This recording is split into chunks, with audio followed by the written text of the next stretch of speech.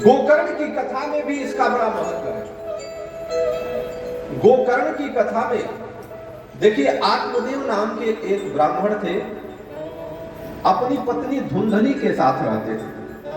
आत्मदेव और धुंधली, जिनके पास कोई संतान नहीं था। एक समय ऐसा हुआ, अब खूब वैभव था, वैभव का अर्थ रुपया पैसा यश बहुत था। एक समय ऐसा आया कि आत्मदेव को ये आत्मग्लानि हुई कि हमारे यहाँ कोई संतान नहीं है। देखिए, एक और बात है, बीच में मैं रोक के कहना चाह रहा हूं, संतान की परिभाषा पुत्र से नहीं है। संतान की परिभाषा पुत्र या पुत्री कोई भी हो।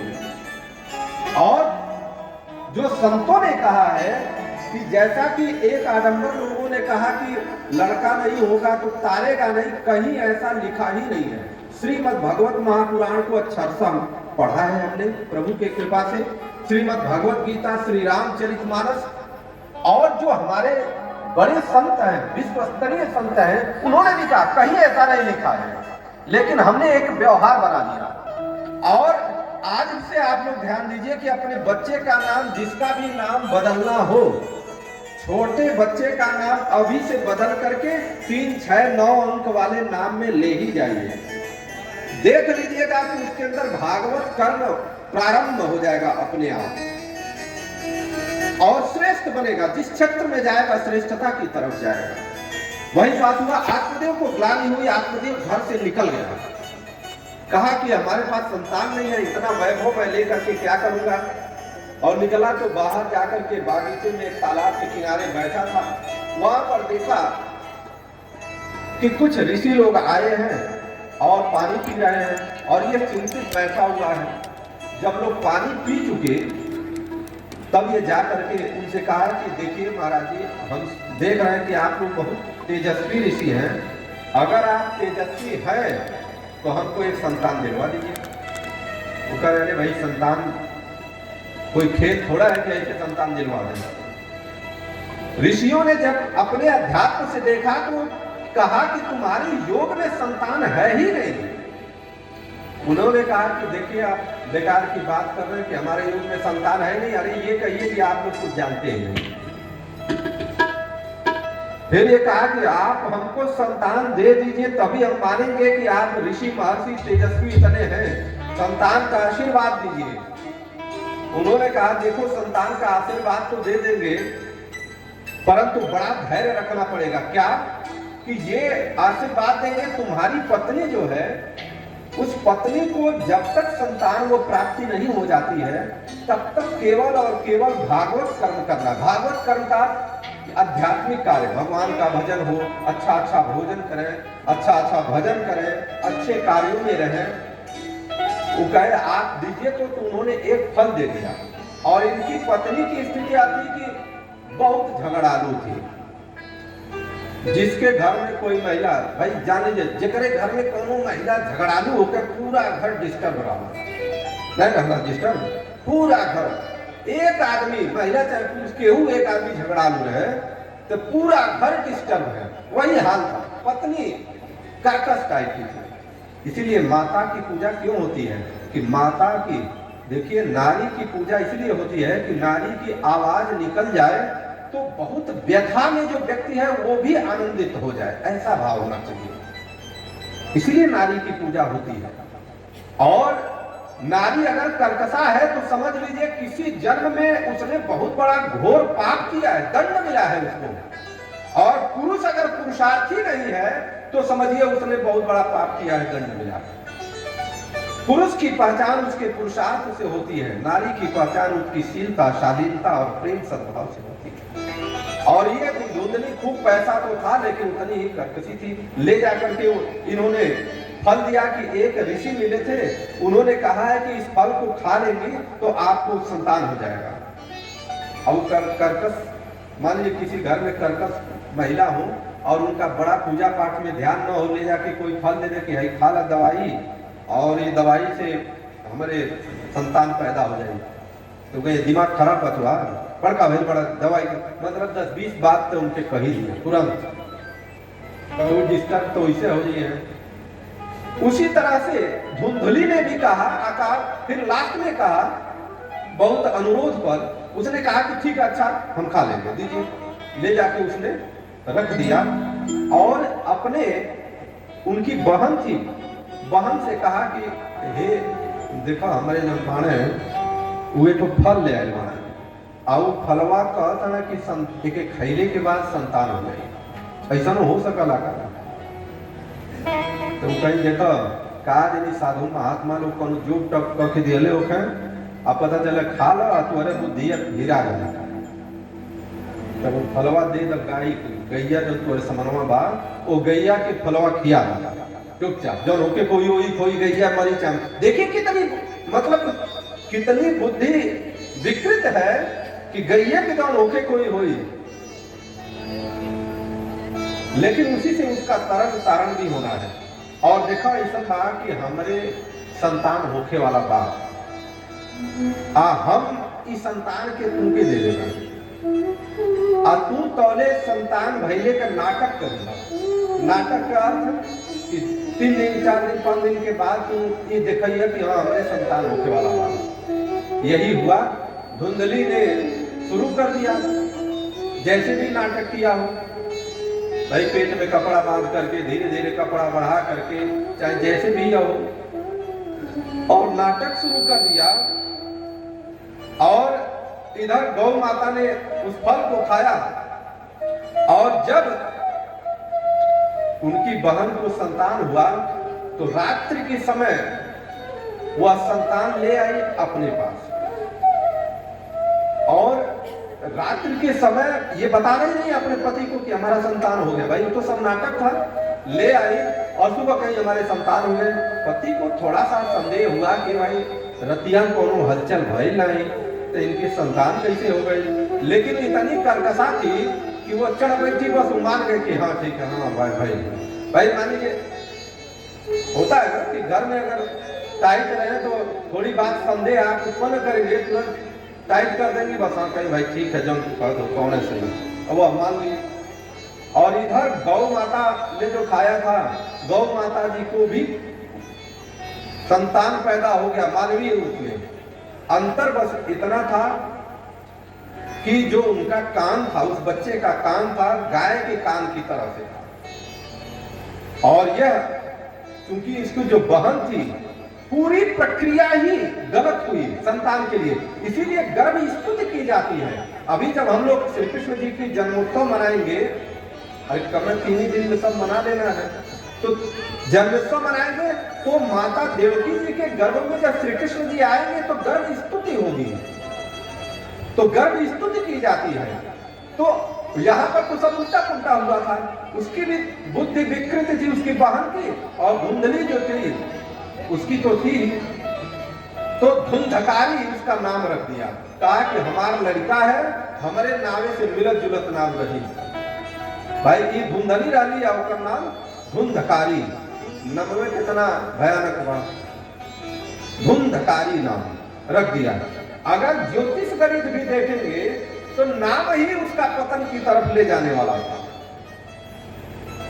अब वह जब धीरे धीरे बड़ा हुआ तो इतना त्रास देने लगा, पूरी समस्या उत्पन्न कर दिया घर में। और किसी घर में आप देखिएगा कभी कभी जो उदंड टाइप के बच्चे होते हैं, उठा के पटक देंगे, कोई चीज मार फोड़ देंगे, उनको इससे मतलब नहीं है कितना महंगा है, फोड़ देंगे। उनके सुधारने का एकमात्र प्रक्रिया है कि आप बहुत कम स्वर में आप किसी भी नारायण का जाप या आप गायत्री जाप का कोई साउंड लगाइए हल्का सा, धीरे धीरे उस साउंड का, वो तो जपेगा नहीं बच्चा, तो धीरे धीरे उसका प्रभाव पड़ेगा। ये शास्त्रीय विधान है। अब वह इतना जैसे जैसे बड़ा हुआ तो फिर लगा मारने पीटने माता पिता को, आत्मदेव और धुंधली को ही मारने पीटने लगा। आत्मदेव घर से निकल गए, भाग गए, धुंधली की मृत्यु हो गई। अब धुंधकारी उस घर में व्यभिचार करने लगा, बाहर से वेश्याओं को ले आकर के तरह तरह का व्यभिचार, चोरी और बहुत सारे, जब तक उसके पास धन वैभव था तब तक तो खूब उसने लुटाया। और जब धन सब समाप्त हो गया तो एक दिन उसने राजा के घर में चोरी कर लिया। और जब राजा के घर में चोरी कर लिया और ले करके सामान आया तो 5 जो वेश्याएं थी, 5 वेश्याओं का शास्त्रीय विधान है कि जो 5 हमारी इंद्रियां हैं मुख्य, उन इंद्रियों का भोग कर लेना, नाक से, कान से, सांस से, सब जीभ से, हर चीज का भोग कर लेना। वो सोची कि ये राजा के घर में चोरी करके गहने ले आया है और राजा खोजवाएगा जरूर, अगर गलती से पकड़ जाता है तो इसके साथ हम लोगों को भी दंड मिलेगा। तो उसके बाद रात में खूब मदिरा पिलाई और उसके बाद इसका हाथ पैर बांध दिया, बांध करके दबा करके और घर में ही उन सबने मार दिया। धुंधकारी को घर में मार करके समाप्त कर दिया और घर के आंगन में गाड़ दिया। और उसके बाद ताला बंद की, रात को ही सारी महिलाएं जो थी निकल गई, भाग गई। अब यहाँ धुंधकारी रोता था, चिल्लाता था, क्योंकि आत्मा अतृप्त थी। आत्मा का पिंडदान इसीलिए किया जाता है। देखिए, दुनिया का पहला पिंडदान शहीदों का पिंडदान हमने किया है। आप गूगल पर डालेंगे कि जो देश की आजादी के लिए शहीद हुए हैं उनका पिंडदान जो चारों धाम में, जैसे नहीं आप गया में जाते हैं, बनारस में जाते हैं, उस तरह से हमने पिंडदान किया है। गया में करपात्री, बनारस में करपात्री जी महाराज जी के आश्रम में हमको पकड़ करके महाराज जी इतना भाव विह्वल हो गए कि उन्होंने कहा ये काम इस देश के राजा का है कि ऐसे लोग भी रहे होंगे इस देश में जिनका आज तक पिंडदान नहीं हुआ होगा, अज्ञात रूप से मरे होंगे। और आप ये महान काम कर रहे हैं। महान काम नहीं, हमारे विचार में जो आया ये किया है। आपको इसलिए बताना जरूरी है कि आप जानिए, श्रद्धा रखिए, पिंडदान के महत्व का रखिए। आप गूगल पर डालेंगे तो आपको मिल जाएगा, मेरे फोटो सहित मिल जाएगा। दुनिया का सबसे लंबा तिरंगा फहराने का काम 15 कुंटल का तिरंगा मेरे पास है। 15 कुंटल समझ लीजिए, जितना बड़ा एक कमरा होता है पूरा एक ही तिरंगे से भरा हुआ है गोरखपुर में। और दुनिया की सबसे लंबी देर तक हवन करने का, श्री लक्ष्मी विष्णु महा हवन करने का 3 बार विश्व रिकॉर्ड बना है हमारे लोगों ने। आप सभी लोग उसमें, ये हमारे अध्यात्म का महत्व है। और वहां पर उसकी आत्मा, आते हैं यहाँ पर, धुंधकारी की आत्मा अतृप्त थी, वो रोता था, बिलखता था, चिल्लाता था, क्योंकि वो दबा दबा के मारा गया था। उधर गोकर्ण जी निकल गए थे धाम के लिए। जब चारों धाम से वहीं पर पता चला गया में कि हमारे भाई को, भाई मानते थे, भाई को मार दिया गया है, तो वहां पर पिंडदान किया उन्होंने। लेकिन जब घर पर आते हैं और अपने घर में घुसते हैं और आंगन में खटिया चाहे तखत जो भी उस समय रहा वो बिछा के सोते हैं, रात में धुंधकारी प्रकट हुआ, चिल्लाता हुआ, रोता हुआ। गोकर्ण जी कहते हैं कि तुम्हारा तो मैंने पिंडदान कर दिया था। उसने कहा कि जिस प्रकार से मुझे मारा गया है, जिस प्रकार, मिट्टी का कितना महत्व है, जिस मिट्टी से मारा गया उस मिट्टी का महत्व है। जब आप धाम के लिए जाते होंगे तो अपने घर पर पैतृक जो आवास है उस आवास से अक्षत आप फेंकते हुए, पहले पता नहीं यहाँ क्या विधान है, भले हमारे तरफ है कि आवास पर अक्षत फेंकते हुए और गांव में घूमते हैं, गांव के सभी लोगों के घर अक्षत फेंकते हुए, उस मिट्टी का विधान है। और वही हुआ। तो उन्होंने कहा कि मैं तो इतना व्यभिचार किया था और इस मिट्टी से गया नहीं, इसलिए हमारा तृप्ति हुआ नहीं। गोकर्ण जी ने सोचा कि अब कथा कही जाए, श्रीमद् भागवत की कथा सुनाई जाए, तब जाकर के उद्धार होगा। गोकर्ण जी ने श्रीमद् भागवत कथा प्रारंभ कर दी सुनने के लिए। अब यहाँ बहुत मजेदार बात है, बहुत ध्यान से सुनिएगा बात को। श्रीमद् भागवत कथा का जो पुराण यहाँ चल रहा होगा तो संभव है कि एक बांस भी गड़ा होगा जिसमें 7 गांठ लगा होगा। 7 गांठ का एक बांस होता है। सारे ऋषि महर्षि जो भी गोकर्ण ने कथा सुनाई, जो जनता थी वो जनता आकर के, जैसे आप लोग बैठे सुन रहे हैं कथा, धुंधकारी भी पहुंचा तो वो 7 गांठ वाले एक बांस में बैठ गया। एक बांस गड़ा हुआ था जिसमें 7 गांठ थी, वह बैठ गया उसमें। और जब बैठ गया तो हुआ क्या,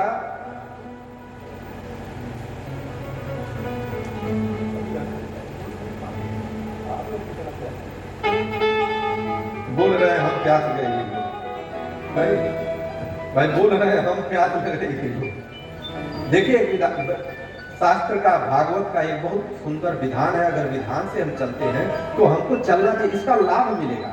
भले ही कोई कथा किस तरह से भी हो, विधान का अगर आप पालन करते हैं तो ही आपको लाभ मिलेगा, नहीं तो ये एक प्रोग्राम बन करके रह जाएगा। तो प्रोग्राम तो हर साल कराते रहिए। मंच पर बैठा हुआ, अगर किसी मंच पर बैठा हुआ व्यक्ति किसी समस्या से ग्रस्त नहीं हुआ है तो उसको किसी भी प्रकार का पान इत्यादि नहीं करना चाहिए। पान का मतलब पानी हुआ, चाय हुआ इत्यादि कुछ भी नहीं करना चाहिए। आप देखिएगा श्री रामचरितमानस क्यों होता है, लोग मानस पढ़ते रहते हैं और आके घर वाले चाय दे देंगे, क्योंकि मान लीजिए 10,000 20,000 में तय है और वो अपना पढ़ रहे हैं, वो चाय दे देंगे, पढ़ भी रहे चाहे वो पी रहे हैं। कोई फायदा नहीं है, एक पैसे का फायदा नहीं होने वाला, ये गारंटी है, शास्त्रीय बात में बता रहा हूं। और सुनने वाले के लिए भी विधान है, सुनने वाला भी जब तक सुने, जितना देर सुने, पूरी एकाग्रचित हो करके सुने, और कभी भी उसका पैर मंच की तरफ नहीं होना चाहिए। मतलब कभी पैर पे पैर रख करके ऐसे लोग बैठ जाते हैं, तो कभी ऐसा नहीं होना चाहिए।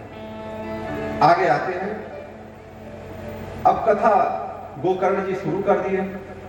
अब चूंकि मारा पीटा गया था धुंधकारी, इसलिए उसको कथा में बहुत ज्यादा रुचि थी। जैसे आप देख लीजिए, आपको बता दिया जाए कि कोई व्यक्ति बहुत मार पीट रहा है, अगर ये काम कर लीजिए तो आपका वो काम समाप्त हो जाएगा, मतलब मारपीट खत्म हो जाएगी, समस्या दूर हो जाएगी, तो आप ज्यादा तल्लीनता के साथ उस काम को करेंगे कि भाई सांसद हमारा दूर हो जाए कम से कम।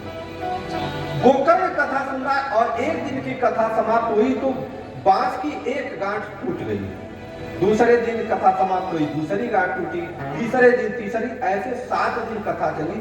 7 दिन कथा का विधान है, 7 दिन कथा चली और 7 दिन में 7 गांठ टूटी, और उसी समय नारायण जी का विमान प्रकट हुआ और गोकर्ण जी के सामने प्रकट होता है और धुंधकारी को बैठाता है। अब गोकर्ण जी हाथ जोड़कर कहते हैं कि प्रभु, मैंने तो जीवन भर भक्ति आप ही का किया और कथा भी मैं आप ही का कर रहा हूं, सुना रहा हूं, लेकिन विमान प्रकट हुआ है धुंधकारी के लिए जिसने केवल व्यभिचार किया है, केवल और केवल व्यभिचार किया, इसने कोई सत्कर्म किया ही नहीं है।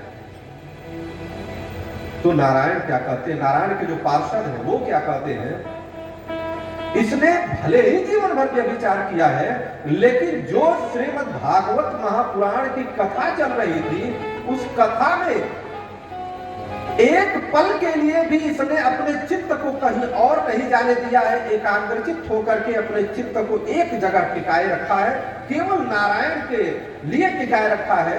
यही इसके लिए सबसे बड़ा फल है और इसीलिए इसके लिए प्रकट हुआ। तो कहे कि भाई अब क्या किया जाए, हम लोग क्या करें, कहे फिर से आप कथा करिए और जो लोग भी इस कथा को फिर से सुनेंगे उनका तरण तारण होगा। फिर आषाढ़ में शुरू किया था गोकर्ण ने, सावन में फिर 1 महीने के बाद वह कथा प्रारंभ किया, तो और भी जितने थे गोकर्ण जी के साथ उतर गए। बोलिए गोकर्ण जी महाराज।